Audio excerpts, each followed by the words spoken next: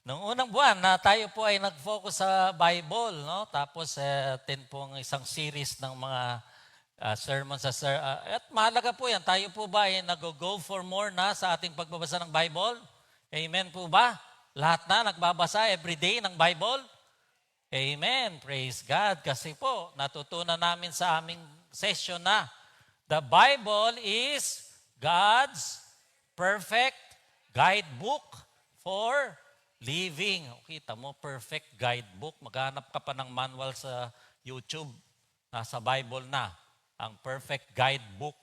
Okay, so, tapos, natutunan namin din doon na all scripture is inspired by God and is and useful to teach us what is true and to make us realize what is wrong in our lives. Okay.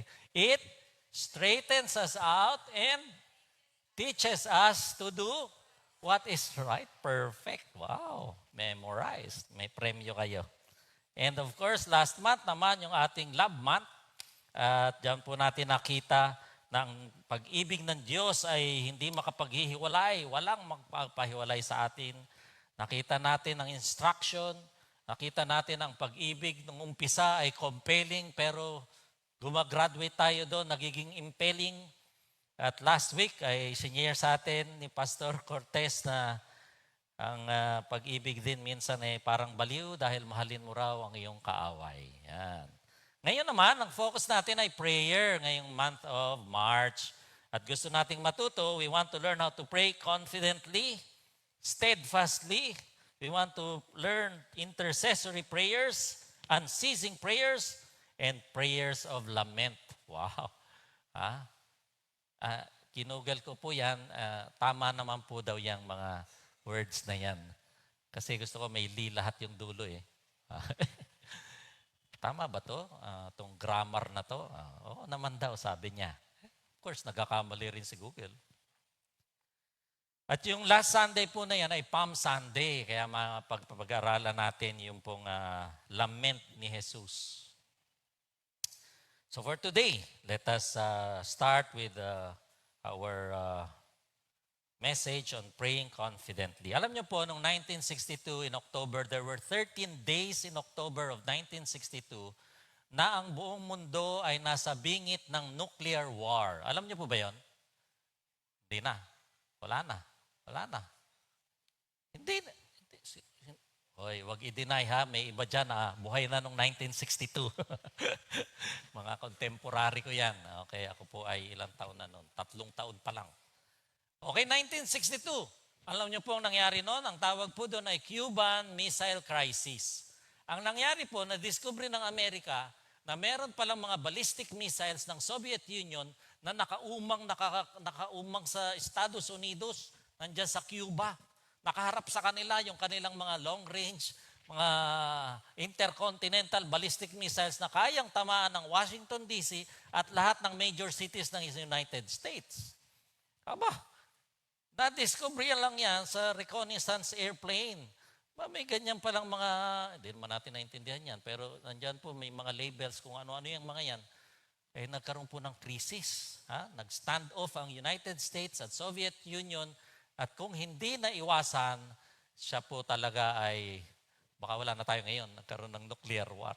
Eh syempre, ma-imagine natin pag ganyang krisis mga kapatid, nagkakaroon ng mga napaka-importanting meeting, ang presidente ng United States na si John F. Kennedy noong time na yan, eh syempre ang mga meeting niyan, top brass, yung pong mga decision makers ng mga militar, ng lahat.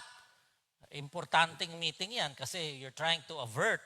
Pag magkamali kayo ng desisyon yan, naku, magkakaubusan ng lahi. Pero alam niyo po ba, sa mga meeting daw po na ganyan, hindi daw po pinagbawalan ni Kennedy yung mga anak niya. Na basta na lang pumasok sa mga meeting. Minsan daw, papasok na lang si Junior, John F. Kennedy Jr., na ilang taon lang yan, toddler, at pupunta daw sa tatay niya, at uupo sa kandungan ni Presidente John F. Kennedy, at may ibubulong daw sa tatay niya, at tatawa naman yung tatay niya, tapos may ibubulong din sa anak. Kalahin mo, sa mga ganyang krisis na mga meeting, hindi pinigilan ng ama yung anak na lumapit at makipagkwentuhan, Ngayong umagang to, gusto ko na i-take home natin ang idea na ang mga minamahal na anak ay kahit anong oras pwedeng lumapit sa nagmamahal na ama. Beloved children, confidently approach your loving Father directly anytime. Nuclear war man yan, anumang krisis yan, alignment man ng planets, nakita niyo ba? Hindi ko naabangan eh. Nag-align daw po yung 6 na planets kagabi. Hindi naman nagpaalam sa akin, hindi ko tuloy natingnan. Hindi busy ang Diyos para sa kanyang mga anak.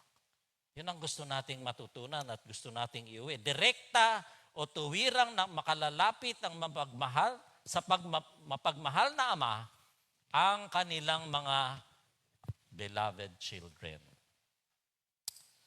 At yan po, at ang pamagat natin ngayon ay how do we approaching the King? Hindi lang presidente pinag-usapan natin, mga kapatid. King of Kings, Lord of Lords, omnipotent, omniscient, omnipresent God. You can approach courageously the King. Confidently, knowing for sure that we will be heard. We will not be rejected. Hindi bawal kahit na may crisis meeting yan. Always welcome po tayo. Always entertained. We do not have to be tentative. Alam niyo yung tentative? Ano ba yan? Nag-aatubili. Sa Tagalog, wow. Huwag na kayong maghunos dili. Yung urong-sulong. Yan. Hindi. Now, how do we know for sure?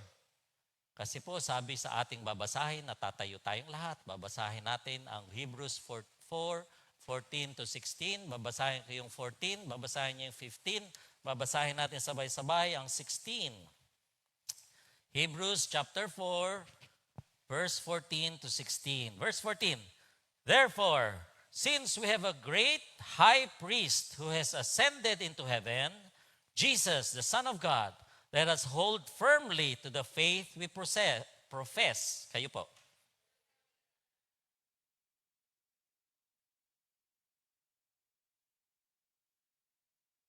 Tempted, yet did not sin. 16, tayo po lahat.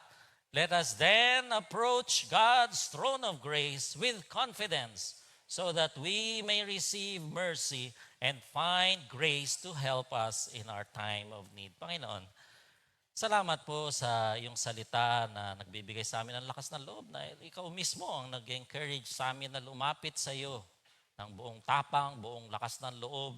At huwag kami mahiya, huwag kaming maghunos dili. Nawa o Diyos, ngayong umagang to matutunan namin at maisagawa namin ang katotohanan ito sa aming mga buhay. Sapagkat ikaw po ang may kagustuhan yan. Ikaw po ang humihimok sa amin na gawin yan. Lord, let your word proceed from your mouth. Only your words proceed from your mouth this morning. And we claim your promise na hindi po ito walang kabuluhan. Mawawala ng kabuluhan dahil babalik sa iyo ng na isasagawa ang iyong layunin ngayong umagang ito. Pagpalain mo kami sa pangalan ni Jesus. Amen. Amen. Maupo na po tayo. Ano po bang nagbibigay sa atin ng kumpiyansa, confidence, courage to approach the King anytime?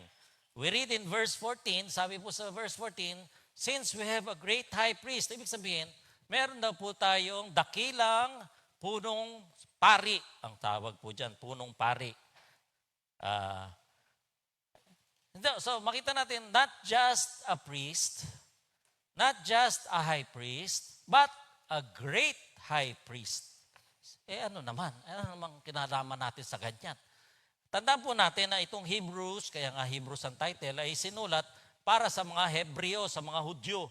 No? At sa kanila pong relihiyon ay napakahalaga po ng priest. Bakit? Dahil sa kanyang pananambahan, lahat ng parte ng pananambahan nila ay major player ang mga pari. Mula sa outer court hanggang sa holy place, hanggang sa Holy of Holies. So ito po ay dito sa lugar na ito, pag umandar ito, imagine niyo na lang ha. Ito pala. Dito po ang mga sakripisyo, mga priest po ang gumagawa dyan. Ito po yung holy place na kung saan nandun yung altar at yung bread at ay Pwede lang po dyan ay consecrated priests. Dito po, isang tao lang, minsan lang isang tao nang nakakapasok. At yan po ay yung high priest. Ang sabi po dyan sa ating verse, si Jesus daw po ang ating great high priest. Ano ba ang role ng priest at ng high priest? Pareho po sila na tagapamagitan sa atin. Ang Diyos at ang tao ay namamagitan. Ang representative ng tao sa Diyos, yung mga priest na yan. So ang duty nila is to mediate between God and Israel. So ano yung daily routine nito? Yung mga paglilinis, yung pong mga kandila sa altar, kailangan 24/7 po yun. Hindi pwedeng mamatay. Sila rin po ang nagtuturo at sila rin ang nagsasabi kung kayo ay clean or unclean. Kaya pag meron po kayong konting pekas dyan, papa-examine kayo doon sa pari. Kasi pag sinabing unclean ka, doon ka sa labas. Hindi ka pwedeng manambahan. Ganon po kahalaga ang kanilang role. And they serve only in the outer court and the holy place. Pero ang high priest, once a year, one day, once a year, on Yom Kippur, Day of Atonement, papasok po yan. On behalf of Israel, mag-aalay ng sakripisyo on behalf of the whole nation. Siya po ang napakahalaga, kaya siya lang po ang may suot nung, bato po yan Urim and Thummim, na kapag may importanteng national decision, magpapalabas ba tayo ng nuclear war, nuclear bomb o hindi, yun po ang kukonsultahin nila. High priest lang ang may hawak nun. Yun po ang kanilang paraan noon ng discerning God's will. And of course, sila po ang overall leader, overall supreme spiritual head of the nation. So, he is sa atin po, kay Jesus, nakikita naman natin na si Jesus sa atin, ang only mediator between God and man. Sabi po sa Timothy. He is the final and full sacrifice. Sabi sa Hebrews. He is the atonement. He, through the Holy Spirit, gives us wisdom and discernment. He is our supreme leader, the great shepherd, the head of his church. So, yung pong roles niyan ay makikita natin lahat kay Kristo. Pero tingnan po natin ang loob nitong tabernacle na to. Ito po ang mga priest, ito po yung mga kung saan nagpe-perform. Mapansin niyo po itong mga pilar na to, dapat 4 yan. Dito po, nag-separate sa Holy of Holies, meron ding pilar yan na dapat 5. At nakita niyo po ito yung mga kortina, no? Makakapal po yan. Sabi po nila sa research nila, sa estimate, ang taas daw po nito ay 60 feet. Ang taas ng kortina, 60 feet. Yun po ay 6 na basketball na pinagpatong-patong nyo. Na-imagine nyo na kung gaano kataas. At yun daw pong kapal niyan ay 4 inches. Alam nyo yung 4 inches, ganito po yung kalapad. Ganito. 4 inches ang kapal. Buo. Ano po? Ganyan kakapal. So, ang tela niyan. So, napakahalaga po niyan. Bakit? At dito po sa ating Holy of Holies, nandyan po yung Ark of the Covenant, which represents the very presence of God. At yan po ay napakahalaga. Bakit? The same veil that was torn in 2 from top to bottom. That same veil daw po was torn in 2 mula top hanggang bottom. Sino bang tao makakagawa nun? Nung mamatay si Kristo sa Calvary, yun po ang nangyari. Matatagpuan natin sa Matthew, Mark, and Luke. 3 sa 4 na gospel ang nag-record na nung mamatay si Kristo, napunit po yan mula taas hanggang baba. Kompleto. Kaya, Diyos lang makakagawa no. Kalahin mo 4 inches na tela. Anong gunting gagamitin mo doon, Aber? Kung ikaw. Tapos aakyat ka ng 60 feet para gupitin. Diyos lang yun. Ano ibig sabihin nun? Ang ibig sabihin nun, mga kapatid, ay wala nang hadlang mula sa atin upang makapasok sa presensya ng Diyos. Ang kamatayan ni Kristo sa krus, pinunit yan. Siyempre po noon, buo yan, ano? Kaya lang po hati yan para makita natin yung loob. Nang mamatay si Kristo sa krus, sabi na hati yan. It was torn into, ibig sabihin, direct access na tayo sa Diyos. But what makes Jesus not just a priest, not just a high priest, but a great high priest? Sabi po dyan, He is a great high priest who has ascended into heaven. In other words, He is great in power. And is therefore great in power, unlike priests and high priests. Sabi niya, He has gone through the heavens. Jesus ministers as a high priest in the heavenly tabernacle, not the earthly one, na kagaya ng ating mga priests ni Aaron at ng Levites. Kaya siya ay mas dakila. Jesus ministers to us, even right now, sabi ni Paul sa Romans, who then is the one who condemns? No one. Jesus Christ, who died, more than that, who was raised from the dead, is at the right hand interceding for us. So kahit ngayon, kaya siya great high priest dahil siya ngayon buhay at nag-i-intercede, namamagitan pa rin hanggang ngayon para sa kanila. Iba, patay na si Aaron, patay na yung lahat ng mga naging pari, patay na. Si Jesus lives forever, so He is greater than all of them. So He has power over death, power over sin, makita natin mamaya, and then power over the earth, over earth and heaven. So Jesus is greater than any priest or high priest. But also, not just great in power, but sabi dyan, He is Jesus, the Son of God. He is also great in position, in title. Bakit po? Jesus, sabi, Savior, ang pangalan niya, sabi, di ba, Savior, Son of Man, is a title of the Messiah. And therefore, He brings people to God. People to God. Mediator. He's also the Son of God, which affirms His deity, His divinity, pagiging Diyos. Fully God, fully man, He brings all that God can be to the people. He is fully God. So, He is a much greater high priest than any human priest at all. And because of this, sabi, Jesus is also the great reason for us to hold on firmly to our faith. Bakit? Sabi doon, let us hold firmly to the faith that we profess. Yung ating pong pananampalataya. Tandaan po natin, nung panahon na ito, ang mga Kristiyanong Hudyo ay nakakadanas ng pag-uusig. Tapos, ang kanilang pananampalataya naman ay sa isang Diyos na hindi makita. Si Jesus na wala na doon nung panahon na yon. Siya umakyat na sa langit. So, malaki ang temptation na bumalik sa dati nilang relihiyon. Bakit? Doon talaga may pari. Doon talaga may sakripisyo na tupa. Doon talaga may dugo. Hindi naman nila makita si Jesus na. Baka yung iba nga, hindi na nakita yung krus sa Calvary. Baka wala na doon.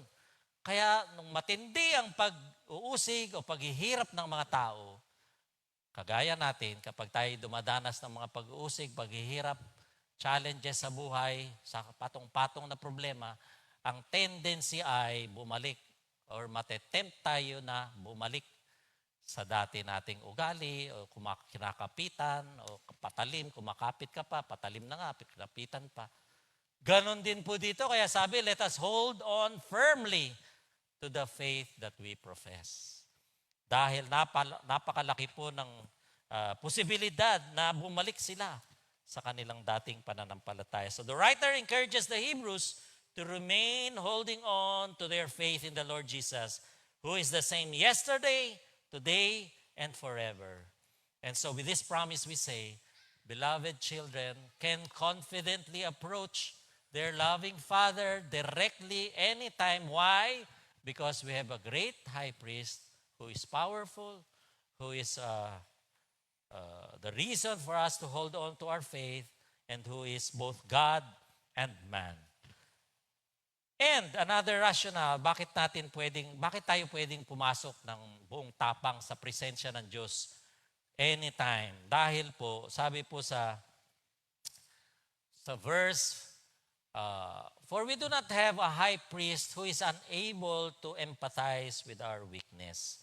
Ibig sabihin, we have Jesus as our great sympathizer. Kakaiba yung words na ginagamit minsan, sympathize, empathize. And why can we say that? Sabi po, because He entered into our weakness. Kasi nagkatawang tao siya. At ang ginamit pong salita dyan ay sympatheo, kaya sympathy ang translation ng iba. Dahil sympatheo, ang ibig sabihin po niyan is to feel our weakness, to share in our sufferings. Kaya daw po, He is able to sympathize, empathize with us. So, ang implication na yung ibang high priest, o yung ibang priest, ay walang kakayahang makisympathize. Bakit? Yung pong tribo ng mga priest ni Levi, yung linya ni Aaron, yan po yung pinagkukunan ng high priest at mga priest. May privilege yan eh. Hindi nga nagtatrabaho yan. Sinusuportahan lang yan ng mga offering. So hindi yan nahihirapan. Or usually, kung may offering, syempre. ng mga sakripisyo ng mga tao, nagdadala sa templo at doon pinagbawalan sila ng Diyos na magtanim o maghanap buhay para mag full-time sila doon sa templo. At sustentado sila. So posible na hindi po nila nararanasan yung ibang paghihirap ng magsasaka, ng mangingisda. Bakit? Nandun lang sila sa templo, buong buhay nila eh. So may posibilidad na hindi nila masimpatize dahil hindi naman nila naranasan lahat. So paano ka mamagitan kung hindi mo sila naunawaan? Pero ang Diyos natin, nagkatawang tao, fully God, fully human, so nakaranas siya ng mga physical limitations na kagaya natin. Nagutom din siya, nauhaw din siya, napagod din siya, naka-emotional distress din siya, kagaya natin. And that qualifies Him to fully represent us before God the Father. He is able to sympathize with our weakness, our limitations, physical limitations. Sabi, as well as, hindi lang siya limited physically, kundi He was also subjected to all sorts of temptations. Lahat daw. He was tempted in every way, just like us. Imagine niyo ano yung mga temptations na pumapasok sa atin. Pag may nakitang bagong phone, kailangan ko yan. Hindi pala, gusto ko lang. Nang minsan, kailan ba yun? Wala yung asawa ko. Buti wala. Punta kami saan ba kami pumunta? May nakita ko eh. Mahilig po kasi ako sa leather. No? May nakita akong leather hat. Parang cowboy. Sukat na sukat. Hala, hindi ko binili kasi wala naman sa plano. Sinitsempohan ko lang wala si doktor, bibiling ko. Temptation kasi, ano tawag doon? Last of the eyes lang yun. Kailangan mo ba talaga yan? So, gagamitin niya. May cowboy ka ba? May kabayo ka ba? Yung po leather na hat na pang cowboy. Sa bukid nun daw po yung gawa. Talaga pag uwi ko, pag nahimasmasan ka, maisip mo, pag nabili mo yun, anong gagawin? Naka ano lang yun. Aalikabukan lang, hindi mo magamit. Last of the flesh, last of the eyes, the boastful pride of life, nothing was left. Always he was tempted. Lahat po, sabi sa Biblia. So lalaki si Jesus. Ano bang mga temptation ng lalaki? Lust. Na-subject pala siya doon. Akala natin, hindi naman tayo. Sabi sa Bible, in every way, tempted. Maniwala tayo na si Jesus ay tinempt at hindi nagkasala. Tayo po minsan kasi, pag dumadaan tayo sa mga, kasi naman, hindi ko nakayanan yan, Lord. Kilala mo naman ako, yan pa naman. Siyempre, itetempt ka ba naman ng kaaway kung kaya mo? Doon ka siyempre susulsulan, doon ka siyempre itetempt doon sa kahinaan mo. Alam nga namang itempt ka ng hindi mo gusto. Hindi mo nga gusto, paano ka pa matetempt? Subukan mo alukin ng lechon yan o ng ano bang mga paborito natin. Chicharon. Pero sabi dyan, nothing was left subjected to all si Jesus. And yet, sabi sa Bible, He was without sin. He did not sin. Sabi sa Hebrews 7:26, sabi po dito, such a high priest truly meets our need, sabi. One who is holy, si Jesus po yun, blameless, pure, set apart from sinners, exalted in the heavens. Sinless. Sabi sa Hebrews, Jesus is the only one without sin. Ang encouragement sa atin, do not look at men kasi tayo po ay madi-discourage lang kasi si Jesus lang ang na-tempt na hindi nag-sin.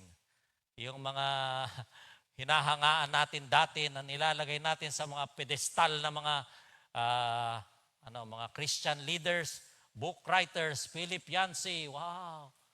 Sino pa yung mga ginudiyos nyo dyan? Si Rabbi Zacarias, wow. Sino ba? Bill Hybels. Ha? We look up to them. Tapos nung nahulog, hulog din ang mga mukha natin. Bakit? Kasi sila yung, yan. Kaya, si Jesus lang po ang hindi nagkasala. Pero tempted in every way. Just like Philip Yancey, Bill Hybels, Rabbi Zacarias, tempted in every way but did not sin. At bakit nangyari yun? Para ipakita ni Jesus na kaya nating lahat. Kaya nating lahat na matempt din in every way and yet not sinning. Kaya ba natin? Hindi sa sarili natin. Pag sarili natin ang pinairal, nako, kung si Joseph tinakbuhan si Potiphar's wife, kung sa sarili natin, tatakbo rin tayo papalapit kay Potiphar's wife.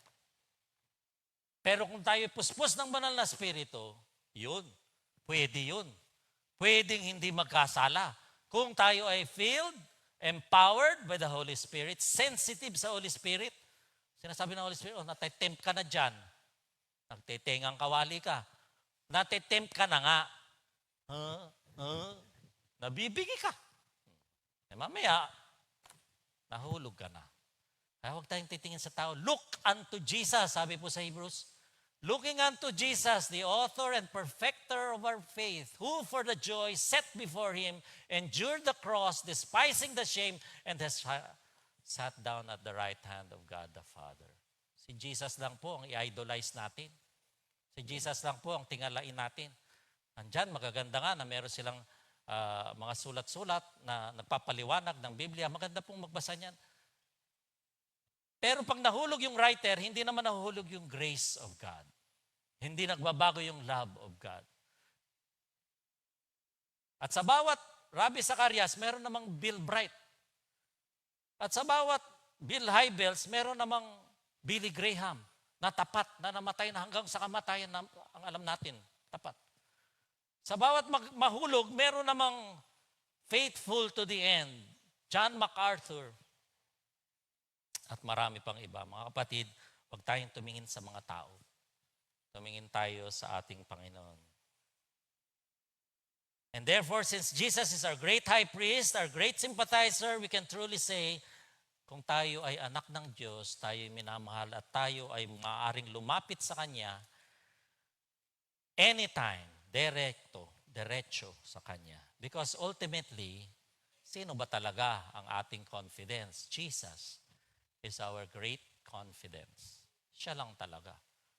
Kung wala siya, and because He is our great confidence, the verse says, let us then approach God, God's throne of grace with confidence so that we may receive mercy and find grace to help us in our time of need. Jesus alone is our great confidence. And because He is our great high priest, the only mediator between God and man, we have no need for earthly mediators. Di po natin kailangan ngayon ang ibang tao na mamagitan para sa atin, para sa Diyos. Hindi natin kailangan. Bakit? Sabi diyan, let us eh. Let us. Sino yung us? Tayo. Sabi ng writer ng Hebrew sa mga kapwa niya, mga Kristiyano na Hebreo, let us. Halika tayo, lumapit tayo sa Panginoon, sabi niya. Not the priest. Hindi sinabing lumapit kayo sa priest. No? Because we no longer need the priests. You know why? Because we are the priests. Tayo na ngayon ang mga pari. Nung mahati ang kurtina, tayo na ngayon ang direkta. Hindi lang tayo pari, punong pari pa dahil nakakapasok tayo sa presensya ng Diyos.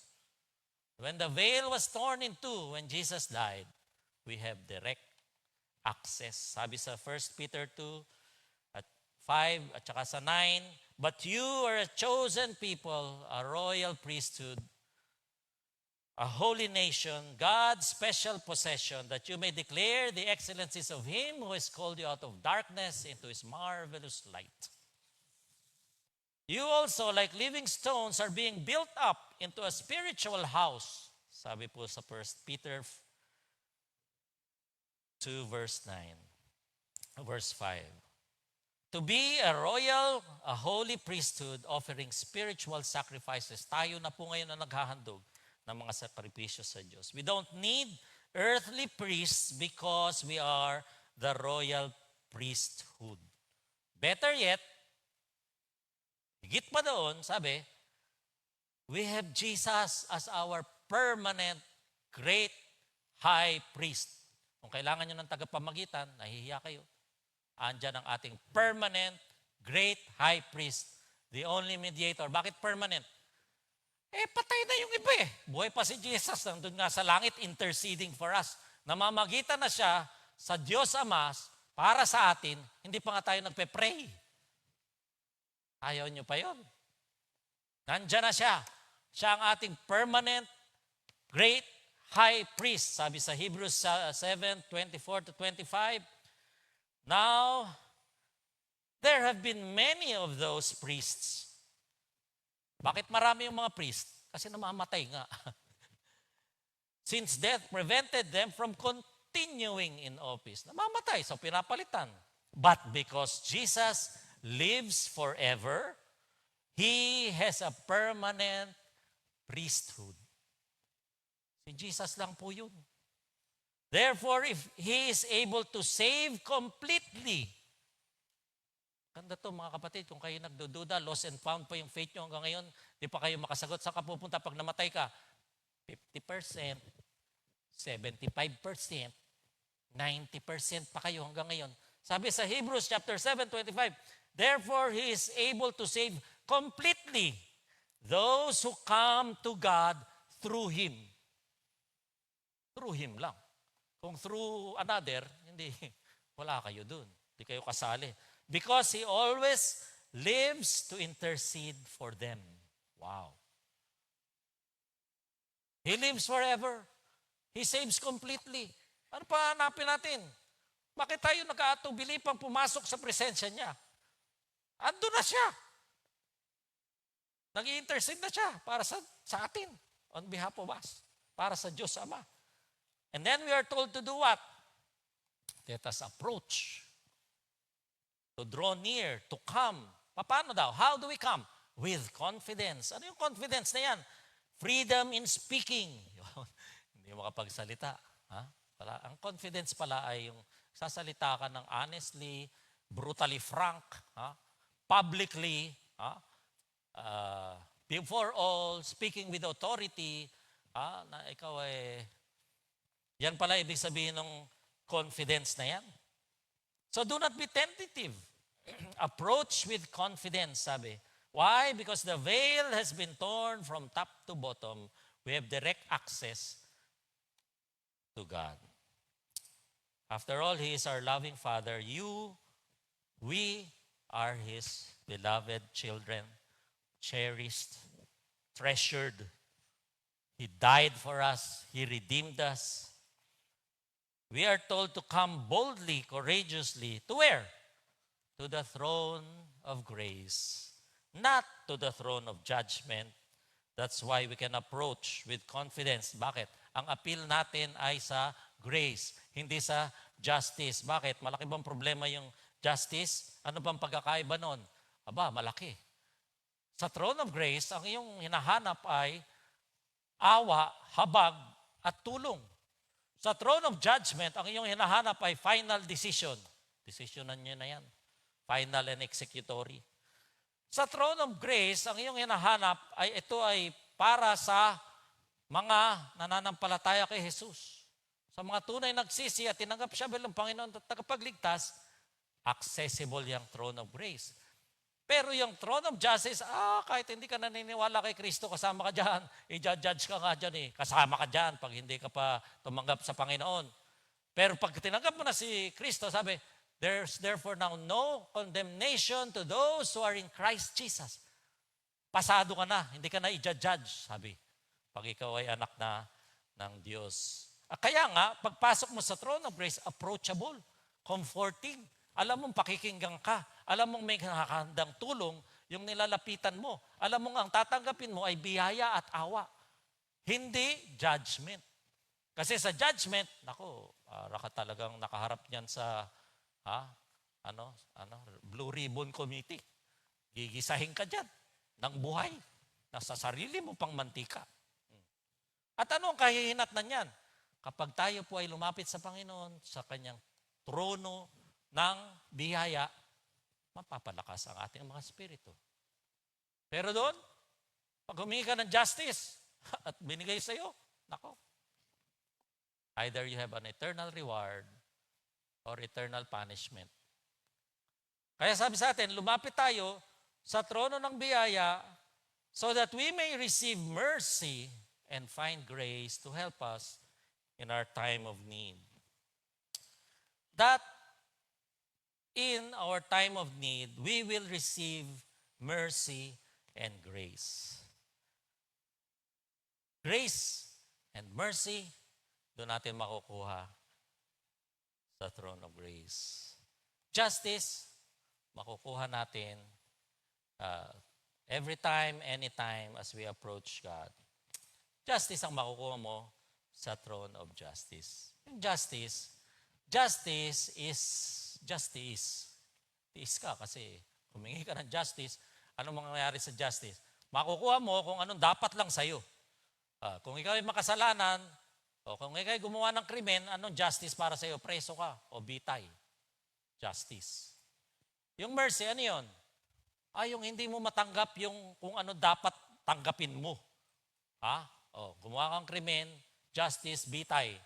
Mercy ay hindi ka na lang ibibitay. Mercy. Yung grace, ano naman yung grace? Gumawa ka ng krimen, hindi ka na binitay, pinatira ka pa sa palasyo ng Malacanang. Pinatira ka pa sa marangyang yun ang grace. Receiving or getting what you do not deserve. At yan po ang ating appeal sa Panginoon tuwing tayo mananalangin. Grace and mercy.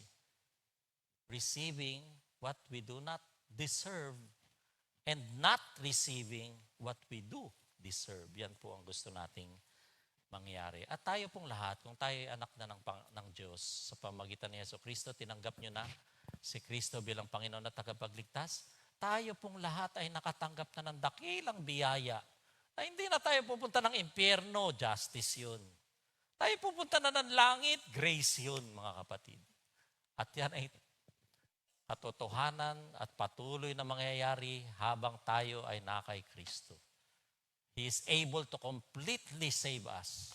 Buong buo, hindi installment, mga kapatid, ang ating salvation in Christ. Kaya masasabi natin, huwag po tayong makatubili sa pagpasok sa harapan ng trono ng biyaya ng Diyos.